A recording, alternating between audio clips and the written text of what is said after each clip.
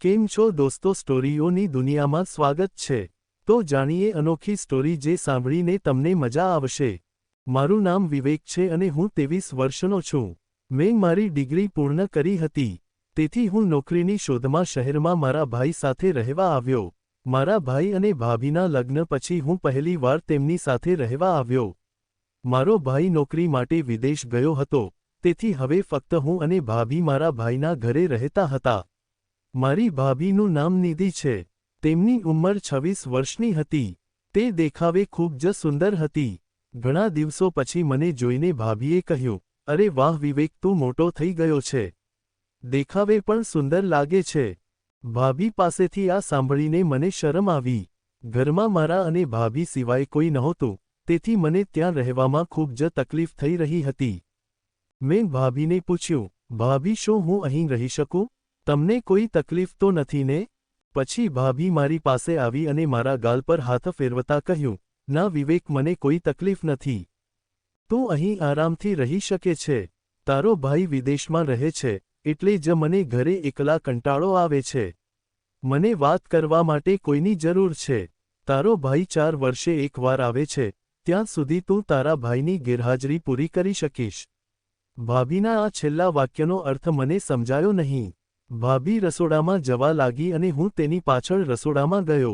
ભાભીએ મને એક ડાયરી અને પેન આપી અને કહ્યું, તે ખોરાકની યાદી બનાવ, તને શું ગમે છે અને શું નથી ગમતું તે લખ, જેથી હું તારી પસંદગીનો ખોરાક બનાવી શકું। સાંજે ભાભીએ મારી માટે મનપસંદ જમવાનું બનાવ્યું। ભાભી જેટલી સુંદર હતી તેટલી જ સારી તેમની રસોઈ હતી। તેમણે બનાવેલું જમવાનું ખૂબ સારું હતું। મને ભાભીના ઘરે રોકાયાને 4 દિવસ થઈ ગયા। હું અહીં મારા પોતાના ઘરની જેમ આરામથી રહેવા લાગ્યો હતો। હું આખો દિવસ મજા કરતો હતો, પણ રાત્રે ખૂબ ગરમી હોવાથી મને ઊંઘ આવતી નહોતી, તેથી હું દરરોજ રાત્રે સૂતા પહેલા ઠંડુ સ્નાન કરતો હતો। એક રાત્રે હંમેશની જેમ હું બાથરૂમમાં ઠંડુ સ્નાન કરીને બહાર આવ્યો। મેં મારી કમર પર ટુવાલ વીંટાળ્યો હતો અને ટી-શર્ટ પણ પહેર્યો નહોતો। હું હોલમાં ગયો અને ટીવી ચાલુ કર્યું, અને હોલના અરીસામાં જોઈને હું મારા વાળને ઓળવા લાગ્યો। હોલની બારીમાંથી એવી ઠંડી હવા આવી રહી હતી કે મેં મારી આંખો બંધ કરી અને તેનો આનંદ માણવા લાગ્યો। અચાનક મને મારી કમર પર કંઈક હલનચલન અનુભવાયું। હું ડરથી પાછળ ફરીને જોયું તો ભાભી અને મારો પગ એકબીજા સાથે ફસાઈ ગયા હતા, અને અમે બંને નીચે પડી ગયા। તે સમયે ભાભી મારા ઉપર હતી। મેં ભાભીને મારાથી દૂર ધકેલી દીધી અને ઊભો થઈ ગયો। મેં ભાભીને પૂછ્યું, ભાભી શું થઈ રહ્યું છે? પછી તેણે કહ્યું, અરે હું ફક્ત તમારા પેટમાં ગલીપચી કરી રહી હતી। મેં તમારી સાથે થોડી મજા કરવાનો પ્રયાસ કર્યો, પણ તમે તે જ ક્ષણે પાછા ફર્યા અને અમારા પગ ફસાઈ ગયા, એટલા માટે આપણે પડી ગયા। આ સાંભળીને અમે બંને હસવા લાગ્યા। ભાભીએ મારા વાળ પર હાથ ફેરવ્યો અને કહ્યું, વિવેક, તારા વાળ ખૂબ ભીના છે, તને ઠંડી લાગશે। લાવ હું તારા વાળ લૂછી નાખું। આટલું કહીને ભાભી અંદર ગઈ અને ટુવાલ લઈને આવી। મને તેના ખોળામાં બેસાડ્યો અને તે મારા વાળ લૂછવા લાગી। જ્યારે મારા વાળ સુકાઈ ગયા, ત્યારે તેણે મારી ભીની પીઠ પણ લૂછવા લાગી। પછી ભાભી એક અલગ જ વિચારમાં મારા શરીરને તેના હાથથી ચાહવા લાગી। મેં તરત જ ભાભીને શુભ રાત્રિ કહ્યું અને ત્યાંથી મારા રૂમમાં ગયો। મને રોજ સવારે વહેલા ઉઠીને કસરત કરવાની આદત હતી। અહીં પણ હું દરરોજ સવારે વહેલા ઉઠીને કસરત કરતો હતો। મને કસરત કરતા જોઈને ભાભીએ કહ્યું, શું તમે મને પણ કસરત શીખવશો? મારું પેટ થોડું વધી ગયું છે। મારે પણ ફિટ રહેવાની જરૂર છે, નહીં તો તમારો ભાઈ મારી પાસે નહીં આવે। શું તમે મને કસરત શીખવશો? મેં ભાભીને કહ્યું, ઠીક છે ભાભી, કાલથી દરરોજ સવારે 7 વાગ્યે ટેરેસ પર આવજો। બીજા દિવસે હું ટેરેસ પર કસરત કરી રહ્યો હતો, ત્યારે ભાભી ત્યાં આવી। તેના કપડાં જોઈને મેં કહ્યું, ભાભી, આ કપડાંમાં કસરત ન થઈ શકે। કસરત માટે થોડા ટાઈટ કપડાં પહેરવા પડે છે। છોકરીઓ માટે આવા કપડાં બજારમાં મળે છે। તમે એ પહેરો પછી તમને કસરત કરવામાં કોઈ તકલીફ નહીં પડે। પછી ભાભીએ કહ્યું, ઠીક છે, પણ તું પણ મારી સાથે બજારમાં આવી જા અને મારા માટે એ કપડાં ખરીદ। ભાભીને કદાચ સમજાયું નહીં કે હું કેવા પ્રકારના કપડાં વિશે વાત કરી રહ્યો છું। હું તેના માટે આવા કપડાં ખરીદવામાં થોડો ખચકાટ અનુભવતો હતો। સાંજે 5 વાગ્યે અમે બંને બજારમાં જવા લાગ્યા। ભાભી પાસે સ્કૂટી હતી, હું તેની પાછળ બેઠો હતો. બજારમાં જતી વખતે ભાભી જાણી જોઈને બ્રેક લગાવી રહી હતી, જેથી અમારા શરીર એકબીજાને સ્પર્શે.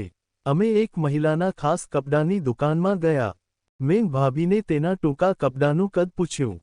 ભાભીએ મને તેનું કદ કહ્યું. મેં પહેલાં ક્યારેય કોઈ છોકરી માટે આવા કપડાં ખરીદ્યા નહોતા અને આજ સુધી મારી કોઈ ગર્લફ્રેન્ડ નથી. મેં ભાભીના કદના કપડાં ખરીદ્યા અને તેને ટ્રાય કરવા કહ્યું. ભાભી ચેન્જિંગ રૂમમાં ગઈ અને કપડાં ટ્રાય કર્યા. પછી તેણે મને ફોન કરીને કહ્યું, વિવેક, તું થોડા સમય માટે ચેન્જિંગ રૂમમાં આવી શકે છે? મને સમજાયું નહીં કે ભાભી મને ચેન્જિંગ રૂમમાં કેમ બોલાવી રહી હતી.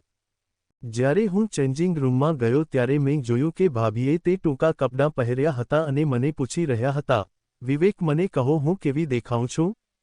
તેને જોઈને મારા ચહેરા પર પરસેવો આવવા લાગ્યો, કારણ કે ભાભી ખૂબ જ સારી દેખાતી હતી. મેં કહ્યું, ભાભી, કપડાં એકદમ ફિટ છે, તમે આ લઈ લો. આ પછી અમે તે કપડાનું બિલ ચૂકવી દીધું. ભાભીએ કહ્યું કે સામે એક આઈસ્ક્રીમની દુકાન છે, ચાલો ત્યાં જઈને આઈસ્ક્રીમ ખાઈએ. અમે આઈસ્ક્રીમની દુકાનમાં ગયા અને ભાભી ત્યાં તેની એક મિત્રને મળી. મને ભાભી સાથે જોઈને તેણે પૂછ્યું કે હું કોણ છું. ભાભીએ કહ્યું, તે મારો મિત્ર છે. આ સાંભળીને હું આશ્ચર્યચકિત થઈ ગયો. ભાભી તરફ જોવા લાગ્યો. પછી ભાભીએ મારો હાથ તેની મિત્રની સામે પકડ્યો. જ્યારે અમે ઘરે પાછા ફરી રહ્યા હતા, ત્યારે ભાભી મારી પાછળ બેઠી હતી. અચાનક તેણે મારી કમર પર હાથ મૂક્યો. મને સમજાતું નહોતું કે ભાભી મારી સાથે આવું કેમ કરી રહી છે. ગાડી ચલાવતી વખતે તે પાછળથી મને વળગી રહી હતી. તેના શરીરને સ્પર્શતાની સાથે જ મારા શરીરમાં કરંટ લાગ્યો. મને અલગ અલગ લાગણીઓ થવા લાગી. મને સમજાતું નહોતું કે ભાભી મારી સાથે આવું કેમ કરી રહી છે. જ્યારે અમે ઘરે પહોંચ્યા ત્યારે મેં ભાભીને પૂછ્યું, ભાભી, તમે તમારા દોસ્તને કેમ કહ્યું કે હું તમારો દોસ્ત છું? પછી ભાભીએ કહ્યું, તે મારી દોસ્ત છે, તે મારાથી ખૂબ જ ઈર્ષ્યા કરે છે. તું ખૂબ જ સુંદર છે, તેથી જ મેં જાણી જોઈને તેને ઈર્ષ્યા કરાવવા માટે આ કહ્યું. તને ગમ્યું નહીં? મેં કહ્યું, ના, મને ગમ્યું એવું કંઈ નથી. પછી ભાભી હસીને માથું હલાવીને રસોડામાં ગઈ. હું પણ મારા રૂમમાં ગયો. થોડી વાર પછી મને ભાભીનો અવાજ સંભળાયો. તેણે મને તેના રૂમમાં બોલાવ્યો અને કહ્યું, થોડી વાર મારી સાથે બેસો, મને ખૂબ એકલતા અનુભવાય છે. હું તેની બાજુમાં જઈને બેઠો. તે તેના મોબાઈલમાં કેટલાક જૂના ફોટા જોઈ રહી હતી. ફોટા જોતા જ તેની આંખો આંસુઓથી ભરાઈ ગઈ અને તે રડવા લાગી. મને તેના રડવાનું કારણ સમજાયું નહીં. તેને શાંત કરવા માટે હું તેની બાજુમાં જઈને બેઠો. પછી તેણે મારા ખભા પર માથું મૂક્યું. થોડીવાર શાંત થયા પછી તે મારી સાથે વાત કરવા લાગી. મેં તેને રડવાનું કારણ પૂછ્યું. તેણે કહ્યું, વિવેક, મને આ ઘરમાં ખૂબ એકલું લાગે છે. મારા પતિ વિદેશમાં કામ કરે છે અને મારું કોઈ નથી.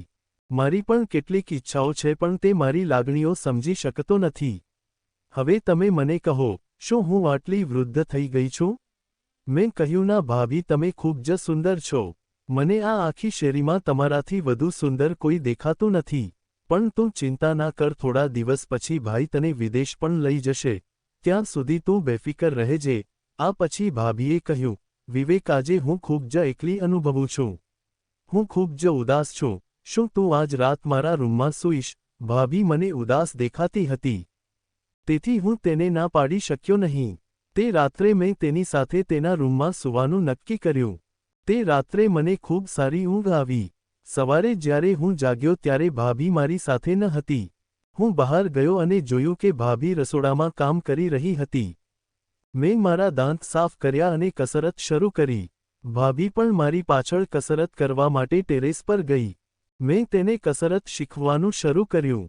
કસરત શીખવતી વખતે ભાભીનું કોમળ શરીર જોઈને મારું મન તેના તરફ આકર્ષિત થવા લાગ્યું. પણ મેં મારી જાતને કાબૂમાં રાખી. કસરત પછી અમે સાથે નાસ્તો કર્યો. થોડા દિવસો આમ જ પસાર થયા. છેલ્લા 2-3 દિવસથી હું ભાભીના રૂમમાં સૂઈ રહ્યો હતો.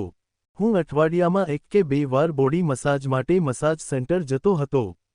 ઘણા દિવસોથી મેં મસાજ કરાવ્યો ન હતો, તેથી મારું શરીર કડક થઈ ગયું હતું.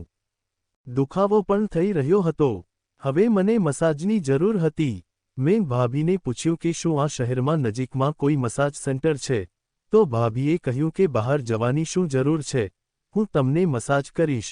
તેણીએ મને મસાજ સેન્ટરનું મસાજ સરનામું ન કહ્યું અને આગ્રહ કરવા લાગી. મેં મારો શર્ટ ઉતાર્યો અને પલંગ પર મોઢું રાખીને સૂઈ ગયો. ભાભીએ હાથમાં તેલ લીધું અને તે મારી પીઠ પર માલિશ કરવા લાગી. તેના હાથ ખૂબ જ નરમ અને કોમળ હતા. ભાભી ખૂબ સારી રીતે માલિશ કરી રહી હતી. માલિશ ચાલુ હતી ત્યારે મારી આંખો આપમેળે બંધ થવા લાગી. મને ખબર જ ન પડી કે હું ક્યારે સૂઈ ગયો. જ્યારે હું જાગ્યો ત્યારે મેં જોયું કે ભાભી મારી બાજુમાં બેઠી હતી. તેની સાડીનો પલ્લુ થોડો બાજુ તરફ ગયો હતો. હું ગભરાઈ ગયો અને તેને પૂછ્યું, ભાભી શું થયું? તમે મને આટલા આશ્ચર્યથી કેમ જોઈ રહ્યા છો? શું તમે ફરીથી એકલા અનુભવો છો? તો તેણે કહ્યું, ના વિવેક. આજે મારી એકલતા દૂર થઈ ગઈ છે. આ પછી તેણીએ મને જોરથી ગળે લગાવ્યો. મેં તેણીને મારાથી દૂર ધકેલી દીધી. હું સમજી શકતો ન હતો કે ભાભી મારી સાથે શું કરી રહી છે. મેં ભાભીને પૂછ્યું કે તમે શું કરી રહ્યા છો? પછી ભાભી પહેલા રડી પડી અને પછી હસવા લાગી. તેનું વર્તન જોઈને મેં કહ્યું કે રાહ જુઓ, હું તમારા માટે પાણી લાવીશ. હું ઉઠવાનો જ હતો કે ભાભીએ મારો હાથ પકડીને મને ફરીથી પલંગ પર બેસાડ્યો. તે મારી પાસે આવીને બોલી, વિવેક, હું તને કહેતી હતી કે હવે કંઈ ના કર, પણ તું મારી વાત ન સાંભળે. તું મારા રૂમમાં સૂઈ રહ્યો છે ત્યારથી જ આ બધું અમારી વચ્ચે ચાલી રહ્યું છે. તેણીએ મને તેના ગળા પરના કેટલાક નિશાન બતાવ્યા અને કહ્યું, વિવેક, આજે તું ખૂબ જ ખરાબ મૂડમાં હતો. આ સાંભળીને હું ચોંકી ગયો. મેં પૂછ્યું, ભાભી, આ શું છે? પછી તેણીએ હસતાં હસતાં કહ્યું, વિવેક, આ મને પ્રેમથી આપેલો નિશાન છે. આ બધું છેલ્લી કેટલીક રાતોથી ચાલી રહ્યું છે. તમે મારું આખું જીવન બદલી નાખ્યું છે. મને તમારી સાથે વિતાવેલો સમય ખૂબ ગમે છે. તમે જ એકલા છો જે મારી એકલતાને સમજતા હતા. આજ સુધી મને કોઈ એવું મળ્યું નથી જે મારી લાગણીઓને સમજે. ભાભીની આ વાત સાંભળીને મને ચક્કર આવવા લાગ્યા અને હું મારા રૂમમાં ગયો. થોડી વાર પછી ભાભી મારા રૂમમાં આવી. તેના હાથમાં ટેસ્ટની કીટ હતી. તેણે મને તે કીટ બતાવી અને કહ્યું, વિવેક, તું પિતા બનવાનો છે. આ સાંભળીને મારા પગ નીચેથી જમીન સરકી ગઈ. મેં ભાભીને કહ્યું, તું મને આટલી હિંમતથી કેવી રીતે કહી રહી છે? મને સમજાતું નહોતું કે મારે શું કરવું જોઈએ. હું બાથરૂમમાં દોડી ગયો અને પાણીથી મારો ચહેરો ધોયો. અરીસામાં મારી જાતને જોવા લાગ્યો. મને કંઈ યાદ નહોતું. હું થોડીવાર બાથરૂમમાં બેઠો અને વિચારતો રહ્યો. જ્યારે હું બહાર આવ્યો ત્યારે મેં જોયું કે ભાભીએ ટેબલ પર મારા માટે ભોજનની પ્લેટ રાખી હતી. મેં તેમાંથી થોડું પણ ખાધું નહીં. મારા મનમાં ફક્ત એક જ વિચાર ચાલતો હતો કે જો મારા માતા પિતાને આ વાતની ખબર પડશે તો શું થશે. પછી મારા મનમાં એ વિચાર પણ આવવા લાગ્યો કે જો મારા ભાઈને આ વાતની ખબર પડશે તો તે મારા વિશે શું વિચારશે. જો મારા ભાઈને બધું ખબર પડશે તો તે મારો જીવ લઈ લેશે. તો મેં વિચાર્યું કે મારે આ વિશે ભાભી સાથે વાત કરવી જોઈએ. હું વિચારી રહ્યો હતો ત્યાં જ રાતના 12 વાગ્યા. મારે કોઈક રીતે ભાભી સાથે આ વિશે વાત કરવી હતી. હું ભાભીના રૂમ તરફ ગયો. મેં ભાભીના રૂમમાંથી તેનો અને બીજા કોઈ છોકરાનો અવાજ સાંભળ્યો. મેં ધીમેથી બારીનો દરવાજો થોડો ખોલ્યો અને જોવા લાગ્યો. મારી સામેનું દૃશ્ય જોઈને હું ચોંકી ગયો. ભાભી એક માણસના ખોળામાં બેઠી હતી અને તેની સાથે વાત કરી રહી હતી. એવું લાગતું હતું કે જાણે તે બંને વર્ષોથી એકબીજાને ઓળખે છે. ખૂબ પ્રેમથી વાત કરી રહ્યા છે. મેં મારો મોબાઈલ કાઢ્યો અને તેમનો વિડિયો બનાવ્યો. ભાભી તે માણસને કહી રહી હતી કે બિચારો વિવેકને ખબર પણ નથી કે હું તેના ભોજનમાં સ્લીપિંગ પાવડર ભેળવું છું. અને તે આખી રાત સારી રીતે સૂઈ જાય છે. અને અમે બંને અહીં મજા કરીએ છીએ. પછી તે માણસે કહ્યું કે જો તે અહીં આવે તો. ભાભીએ કહ્યું કે તે રાત્રિભોજન ખાધા પછી સૂઈ ગયો હશે. તેને એટલો ડર છે કે કાલે તે પોતાનો સામાન પેક કરીને અહીંથી ચાલ્યો જશે. તે ફરી ક્યારેય અહીં નહીં આવે. પછી આપણે બંને અહીં આરામથી રહી શકીશું. તેનો આ વિડિયો બનાવતી વખતે ભાભીની નજર મારા પર પડી. તે ડરથી ઊભી થઈ અને ઝડપથી દરવાજો ખોલ્યો. હું અંદર ગયો. ભાભીએ કહ્યું, મને માફ કરી દો રાજ. મેં ગુસ્સામાં પૂછ્યું, ભાભી, મને સાચું કહો, શું ચાલી રહ્યું છે? પછી તેણે ખચકાટ સાથે કહ્યું, વિવેક, હું તને સાચું કહું છું. હું આ છોકરાને પ્રેમ કરું છું. તેનું નામ જોજો છે. તે નજીકમાં રહે છે. તારો ભાઈ ઘણા વર્ષોથી વિદેશમાં રહેતો હતો. તેથી હું ખૂબ એકલી હતી. પછી હું જોજોને મળી. હું મારી એકલતા સહન કરી શકતી ન હતી. તેથી હું તેની નજીક ગઈ અને અમે મળવા લાગ્યા. જ્યારે તેને ખબર પડી કે હું ગર્ભવતી છું, ત્યારે તે મારી સાથે લગ્ન કરવા માટે મારી પાછળ પડ્યો હતો. હવે તમે મને કહો, મારા મનમાં આ જ છે. તો પછી હું તમારા ભાઈને છેતરીને અહીં રહી શકતી નથી. મેં ભાભીને કહ્યું, ભાભી, જો તમે ભૈયાને પ્રેમ ન કરતા હોત, તો તમારે ભૈયાને સીધું કહેવું જોઈતું હતું. તમે ભાઈને આટલા દિવસો સુધી અંધારામાં કેમ રાખ્યો? પછી તેણીએ કહ્યું, હું શું કરું? તમારા ભાઈ મારી લાગણીઓને બિલકુલ સમજી શક્યા નહીં. તે ઘણા વર્ષોથી વિદેશમાં રહ્યો પણ મને તેની સાથે લઈ ગયો નહીં.